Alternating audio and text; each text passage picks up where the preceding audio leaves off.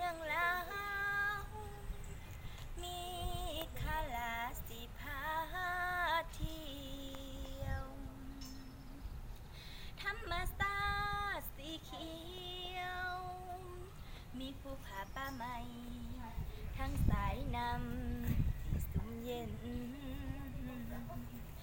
น้องสิพาเลาะเล่น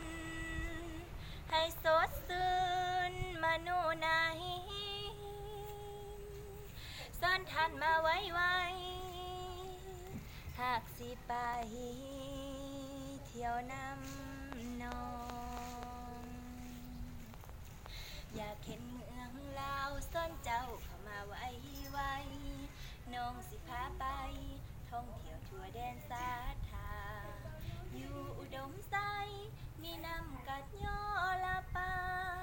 สมหลวงน้ำทาบ่อแก้วแวววาวเฮืองเสียงควงหัวพันหรือลันให้แก้วลักเมืองให้หินฟุ้มเฟืองเก่าแก่งดงามเป็นสีเที่ยวหลวงพระบางเมืองมรดกงดงามอาลี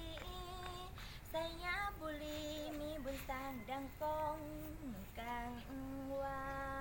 งโอ้ยเดซายแข่งยังจันแสงงามยับคอยสลองยังย่องว่ามุนเวียนโดดเด่นไผมาเห็นบ่อยากกลับหอดบ้านอยากย่อยังแยงท้องผ้าแจงสิพาเที่ยวนครหลวงไปเบิ่งสวนประตูไส้สื่นใจหายฮอนเป็นตาสะออนผ้าถาดดินธาตุหลวงคนลาวทั้งปวงหวงแหนกะไว้บูชาบริคำไซเขตพิเศษสวยงามแท้นาจากนั้นสิพาไปเที่ยวคำมวนสมทำกองลอไว้ธาตุเมืองเก่าแววเข้าสู่แข็งสวรรค์สิพาจอมขวัญไว้ธาตุผลและธาตุอีหังแข็งสารวัน